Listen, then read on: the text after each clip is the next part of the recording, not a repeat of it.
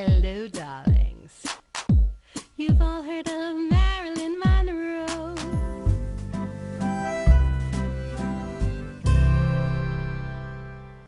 Welcome back, darlings. I'm TV host, entertainment journalist Cognac Wellerlane, and we are just about to see a fabulous interview with entrepreneur Miss Sue Phillips. She is a fabulous fragrance expert, and her company is called Scenterprises. So let's take a look at this fascinating lady and this wonderful interview. Welcome back, darlings. I'm TV host, entertainment journalist Cognac Wellerlane, and I have a very, very special guest today. Her name is Sue Phillips, and she is the entrepreneur and the creator and the founder of Scenterprises.com. And this is a wonderful, wonderful fragrance company. She is a global luxury beauty company, and she has worked with Elizabeth Arden and Lancome, and was hired to do marketing also for Tiffany's and Company. Welcome to my show, the beautiful Sue Phillips. Thank you, Cognac. So delighted to see you. Now, my first question, Sue, is tell my audience, where did this love of fragrance come from? Tell my audience the history of how you became in love with scents and fragrance and divine perfume. Well, it started in South Africa with my mother. That's where I'm from. And she would tuck me in at bed at night, and she would have the most exquisite fragrance that she would have put on, and then just before she went out, she came in, she tucked me into bed, and she kissed me goodnight. And her fragrance would stay and linger in my bedroom, and I felt so comforted, because even though she had gone out, I still felt that she was with me. And so subliminally, I think I've always loved fragrance. So that's part of the reason how it started for you as a child. Yes. So tell us a little bit more about the history of how all of this happened for you. Now, I understand that you really wanted to be in show business, like me. You wanted to be an actress. Exactly.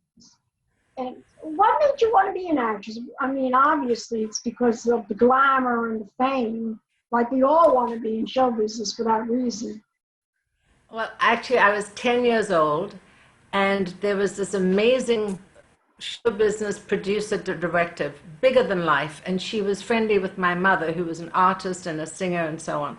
And this woman, her name was Toby Kushlik, and she was a big woman with a big voice, and she was just amazing. And she had told my mother that she was producing a play called Roar Like a Dove, a British farce and a British comedy. And one of the parts was a little girl, a 10-year-old. And she said to my mother, you know, I think Sue would be amazing. And my mother said, well, she's 10 years old, she's at school.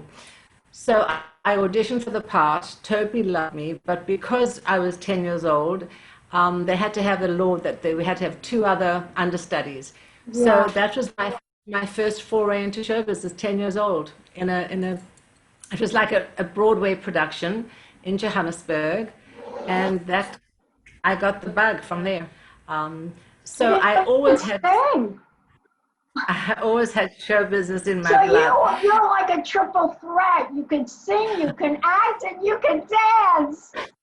Honey, baby, I'm a one-woman show. Well, that's what you had to be back in those days. You had to be a triple threat. That's funny. So then I went to college, to University of Cape Town, to actually study theater. And I was cast in A Day in the Death of Joe Egg. I was cast in Macbeth. I was cast in a bunch of plays while I was at college. And then for sure I knew that I had to come to New York. So my brother was living here at the time, and I came to visit in 1976 at the time of the bicentennial celebrations, and fell in love with the energy and the dynamism of America. America was on holiday. It was the most amazing place. and things were not so good in South Africa. You know, things were economically depressed and it wasn't so great. And I just knew that I had to come here. So 7 months later, I came to live in America. And I started to think about singing and acting and joining some comedy groups. But of course, at that time, without a membership to SAG or AFTRA or any of the unions, it was impossible. And Yeah. without being a citizen. So Yeah. through a bunch of things, I landed up with working for an immigration attorney. I got my green card, and then I was able to pursue my dreams. But at the time, again, you know, not really having any experience in America in theater, I went to see a headhunter, and the headhunter thought that my show business career and my background would be ideal for a training position at Elizabeth Arden. And I got the job as national training director because I could basically stand up in front of people and speak, and the whole sort of functionality of a training director was to get up in front of people, to motivate them to sell to sell the products behind the counter. And Elizabeth Arden at the time was had those beautiful perfumes from the house of Lagerfeld, the Right. Chloe fragrance, Lagerfeld, and so on. So I became the national training director for those brands, and Were it's been you a love affair with thrilled? fragrance Were ever you since. were you thrilled to be working for Elizabeth Arden? Yes, because the headhunter had sent me for 3 interviews. The first one was to work for a bank, and I said, banking is not for me. The second one was to work for the Pierre Cardin company, and that was interesting, but I didn't feel I knew much about fashion at that time. And the third one was to work at Liz Arden as a training director, and I thought that was fantastic because there was such a synergy between theater and cosmetics. So I thought it was Is great. And this, well, when was this? In the 70s, in the 80s, yes, in the very 70s? late 70s, 79, 80, and that's when I got the job, exactly. Fabulous. That's just some iconic perfume. You just did a wonderful. You designed a very famous, iconic perfume for Tiffany's for their 150th anniversary. Tell us what went into designing that particular fragrance. Did you have a specific scent in mind for that?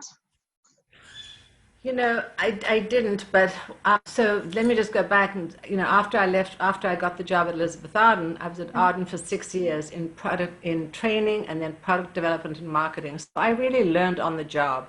Everything that I did was really very hands-on, very much in the trenches. Right. And then Lancome hired me as marketing director for fragrance and men's skincare. So again, I started to learn about grooming products and skincare products and of course fragrance.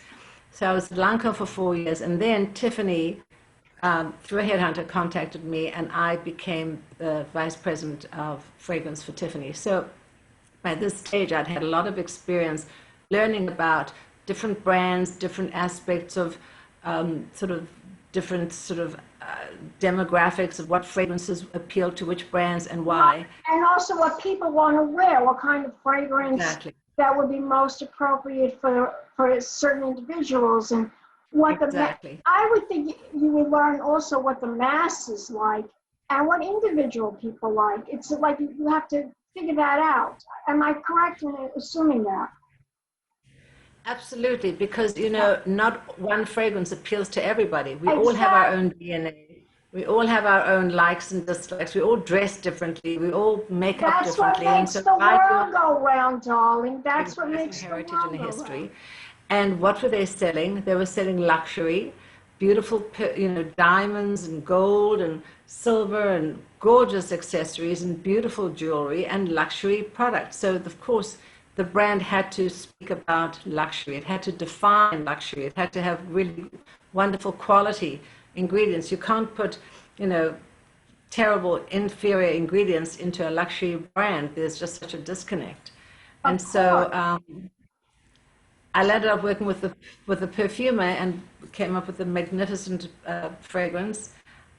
There was a long story, you know, a whole development aspect of development and testing and research, but ultimately we had found the fragrance and then we tested it against 2 other fragrance submissions, and the one that we developed was the one that ultimately became the Tiffany perfume. Actually, So it was, a miniature of the actual I perfume. remember that So bottle. this is a Oh my tiny God, I miniature. remember that. I developed the perfume, but the bottle was actually developed by and designed by a perfume designer called, a bottle designer called Pierre Dinan, Right. and it reflected the But Art the Deco. scent, you created the scent Yes, with somebody in the lab. with the perfumer in the Right. Chanel perfumer. But that bottle is very much reflected the building, um, the Fifth Avenue Art Deco building, you know, with Yes. the silver and the crystal and so on. So, I mean, it was a beautiful, very luxurious floral fragrance. Ultimately, Was it after it was tuberose? Was it tuberose? tuberose, jasmine, rose, and a Oh, little bit of bergamot at the top to give it a lovely brightness and a lightness. And it had some sandalwood as well in the base. I will tell you honestly, Cognac, it was a magnificent, luxurious, gorgeous fragrance. I'm going to spray some on me now. Oh, and it it's still beautiful. still smells And beautiful. you know, the sad thing is that ultimately Tiffany decided maybe maybe 15, 20 years ago, they developed other fragrances. By that stage, I had left, I had gone, started my own business doing fragrances from different brands and companies. Ultimately, they come out with some fragrances. They weren't ever as successful as the iconic Tiffany. And about 3 or 4 years ago, they licensed the Tiffany name to Coty. Yeah. And need I say more? Ah, Yes, well, a couple of things that happen. A few things. Number one, there are certain, they call them EU, European Union, certain rules and regulations by the FDA that certain fragrances aren't being able to be used anymore because certain ingredients are going to be allergens. They call them allergens. People get allergies from them. And so there's a whole list of ingredients that perfumers can't use, but they could use them 15, 20, 30, 40, 50 years ago. So some of the fragrances that have been created are now no longer able to be used because of those ingredients that have been banned by the FDA. That's number one. But number two is that fragrances today, certain ingredients aren't being able to be used any longer. So certain, think about the fires in California and all. Certain crops might be, affected by drought or fires or whatever. And so certain, jasmine and Bulgarian rose and some of these beautiful essential ingredients for perfumery are either no longer being able to be harvested. And also the cost is so crazy that perfumers now, through aromacology and through uh, organic chemistry, are able to try and replicate I see that. the. But sometimes it works really well, and sometimes it doesn't. And what happens is, if you've been wearing a certain fragrance for years, and that's your go-to fragrance and your signature scent, and suddenly you say, it doesn't smell the same. It probably doesn't because there have been Yeah, changes in I'm going to tell formulation. you a little story. Here in New York City, and I'm sure in South Africa and everywhere else in the world, certain times of the year, there's certain scents that you just cannot wear because of the insects. So Right. I did some research and I found certain fragrances, and I want you to verify if this is true or not, Okay. that certain fragrances can repel insects. So I did some research and I found that the wonderful fragrance of Yardley's English lavender was supposed to keep insects away.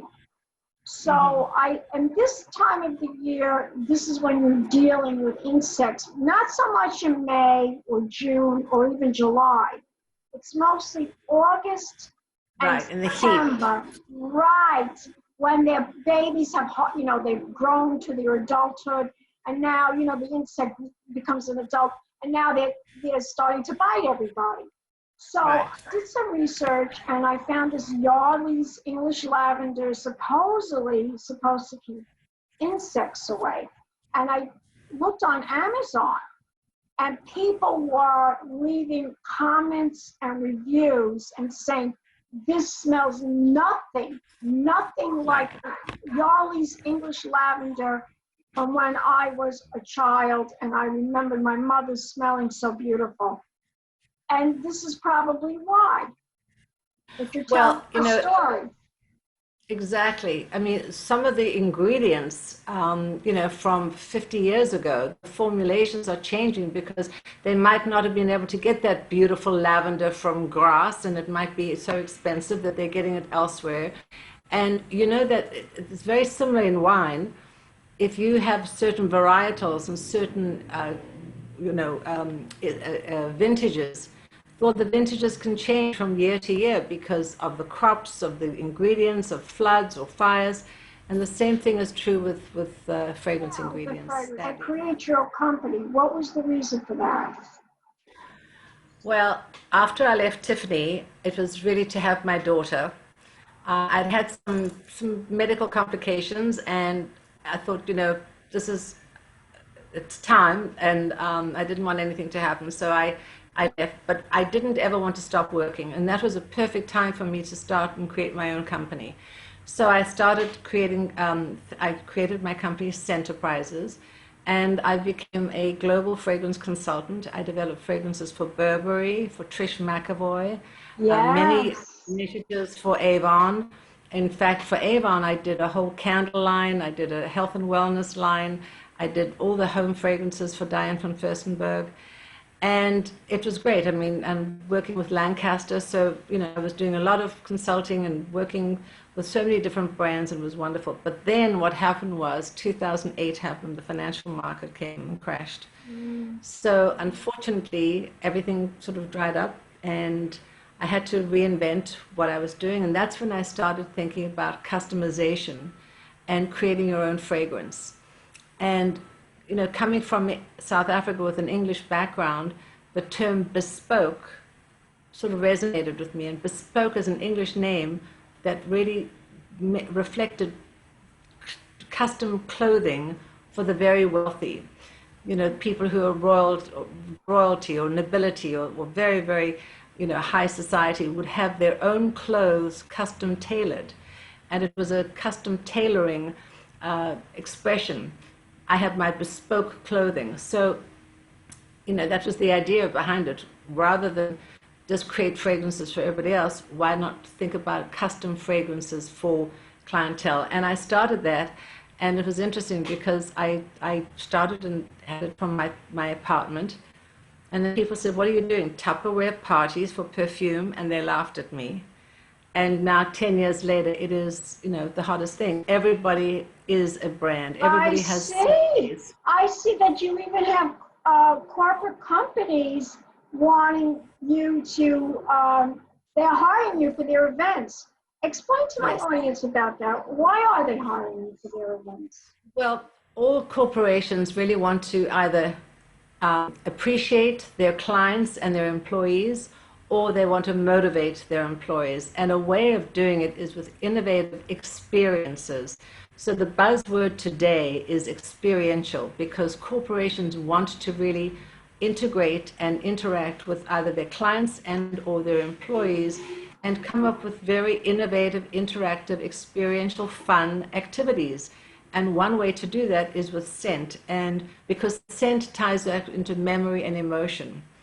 So it's a way of really having a very fun, memorable event that both excites, inspires, and appreciates the clients and the employees. And we do different team building events and different corporate events. And at the end, we create a custom fragrance for each person. And every time the person wears the fragrance, they'll be thinking of the corporation that sponsored it. So it's a sort of a two-pronged effect. It's motivational, it's inspirational, it's fun, it's memorable, and it's experiential. And that's really what it's all about. It's coming up with innovative, fun experiences for corporations to offer to their clients and their employees. And we used to do many, many, large events, 500 people, 200 people, then 50 and so on. Well, now through COVID, some of those are not happening, but we're doing more and more Zoom events. And it's a way of really integrating with people and doing it through Zoom. So now let me ask you, how the COVID, how has that really affected your business? Has it affected it? Because people now, they don't wear makeup. I mean, I'm all dolled up, you're all dolled up with the makeup because we're doing an interview. But a lot of people, they don't even bother to put face makeup on. They don't put lipstick on. They don't put face makeup on because they have to wear masks.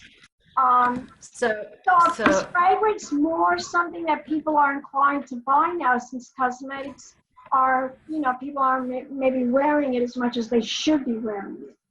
Is that true? So that's a great question, and it's a great comment. So the truth is that at this time, where people aren't going out or they're being covered with masks and they're staying home, they're feeling, there's a whole bunch of inertia going on. They're bored, they're frustrated, they're sitting on Zoom all day long. And, people, you talk about the COVID-15, everyone's putting on weight because they're not out there doing things. So I came up with a concept, and I will share this with you, for the very reason that fragrance and lipstick, perfume and lipstick, are the two most requested products for when women particularly come out of any kind of medical procedure, surgery, hospitalization. And a sign of recovery is when women say, I feel better, I want to get up, I want to go out, I want to put on my lipstick and put on my perfume. So what I wanted to do is come up with a concept, and I don't do lipstick, so I partnered with a wonderful woman who has her own entrepreneurial company called The Sexiest Beauty, and we came up with Roses Are Red. And this is really to help people feel confident, alert, happy, inspired, and in this sort of new era of, the pandemic, we wanted to have this whole new normal. And so I wanted to do something with rose, because to me, rose perfume is just so beautiful. Oh, so I have my beautiful rose perfume. I love that. Which is a modern rose, and the symbol of rose is very feminine, it's very bold, and red roses are also the symbol of femininity and empowerment. So we came up with Roses Are Red, perfume and lipstick essentials, and we have a beautiful red lipstick, her red side, her red lipstick. Is the lipstick scented too? It's not. This is not scented. Okay. But this snaps on beautifully. Look, this is the. Gorgeous. And then there's this matte red lipstick, and this is amazing. Yeah, it's beautiful. Because this actually can go on. You can put on a mask and it won't bleed. And then we have the rose perfume. So this is our rose perfume and lipstick essentials. And it's on my website, and it's on her website, The Sexiest Beauty. You need to talk to my friend, Cherie Corso. She will help you market that. Trust me, you have designed fragrances for some of the most famous people in the world. These people are big A-listers like Jamie Foxx, Katie Holmes, Zendaya, Susan Sarandon, Marsha Gay Harden.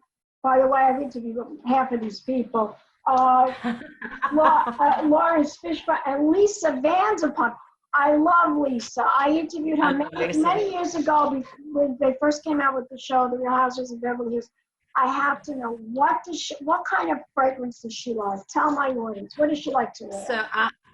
So I met Lisa, actually I was doing an event in the Hamptons, and she came and she said to me, I have to have rose and jasmine. She absolutely loves rose. And it suits her. So think about that. Because it really does. I love the rosé. I love roses. I love rosé wine. And she loved this one. She loved this atomizer. So this I made for her. I love it too. I think it's gorgeous. Yeah, and it's twist and swivels. You also had a gifting suite.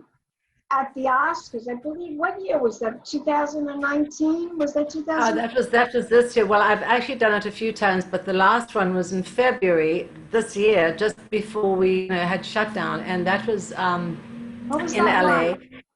Was it It was, exciting? I'll tell you, it was so much fun because I've done some of these gifting suites before, which are so big and so huge, and you never really get to talk to the celebrities on a one-on-one. And this one was, excuse me, this was a much smaller gifting suite, and it was very, very targeted and very, very curated. And I mean, I'll tell you who I met there. Cicely Tyson, Wow. Marsha Gay Harden, I interviewed, um, I never and interviewed Cicely Cicely was Tyson, but I amazing. interviewed Marsha Gay Harden. Wow, Marsha was lovely. she is. Oba Babatunde, who was in Oh, a God. wonderful guy, who was in Vice, I believe, and then Jerry, I think, from Sex and the City. So many of them, and I have all the names. And Marsha absolutely loved the fragrance I created for her. Oba Babatunde, he was so articulate. He just loved it. So you see, the interesting thing is that men love fragrance just the way women do. Oh, And even though absolutely. they might call it cologne, it's just a question of concentration because, fragrance is fragrance, whether it's for men or for women. It's just a question of how much oil and water and alcohol, Eau de the Parfum is the concentration. strongest, and then there's the Eau No, de perfume. Perfume. And then the Eau de, Perfume is the strongest. yeah. So But perfume, not every brand makes the perfume. A lot just make Eau de Parfum. I know exactly, that. because perfume is expensive, right? Mhm.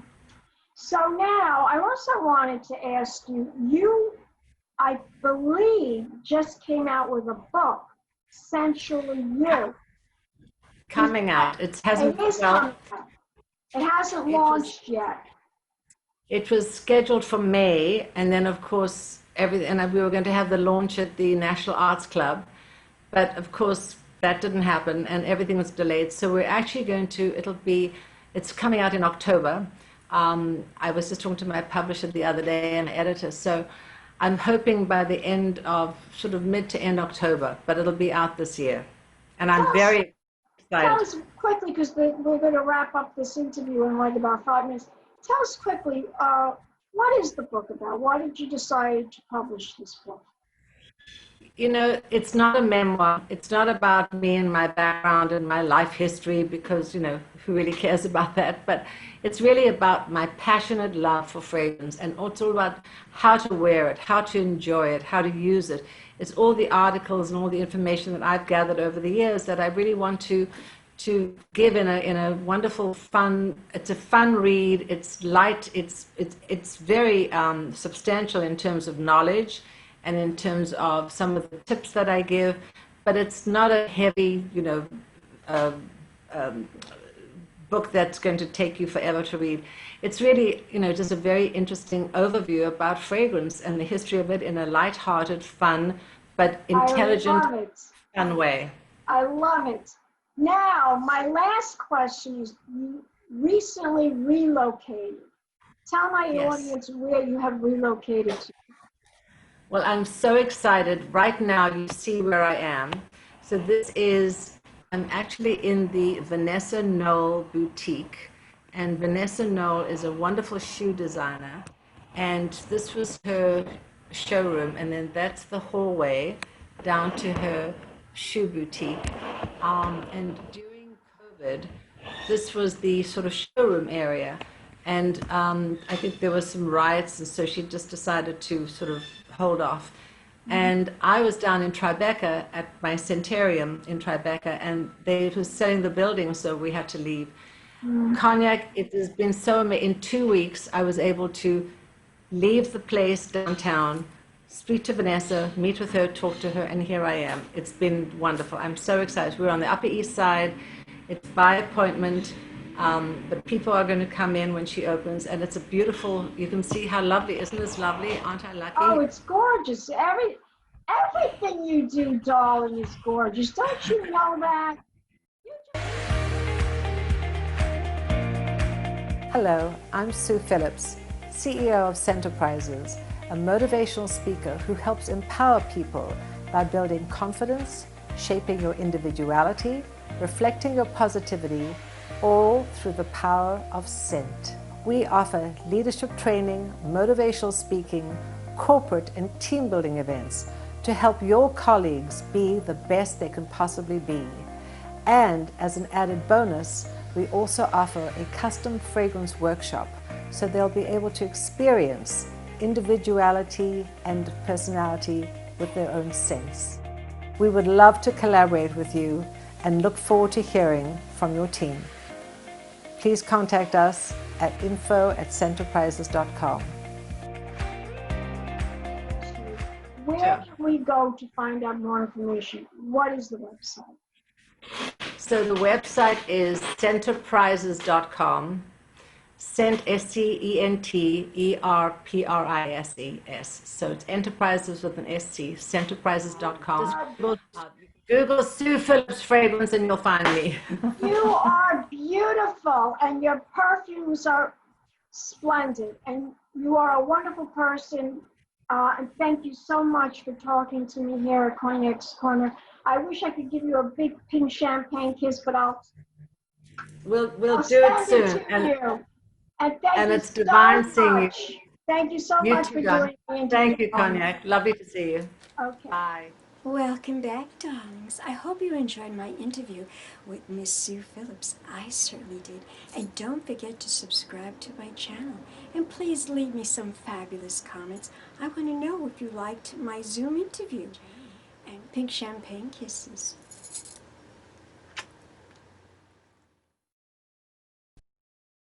Hello, darlings. You've all heard of Marilyn Monroe. Some of you know Bridget Bardot. Well, now it's time for the Cognac show. I said Cognac, ooh, ooh. I said Cognac, ooh, ooh, ooh. I'm a bubbly blonde, fabulously dressed to impress.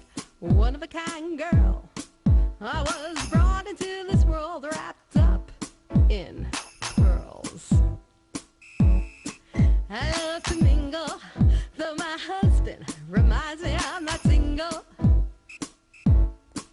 I meet and greet both the famous and the elite. I ride in limousines drinking the finest champagne, wearing furs, dazzling diamond jewelry. A girl can't complain. I live the upscale life, dining in the finest restaurants, eating the best caviar for free.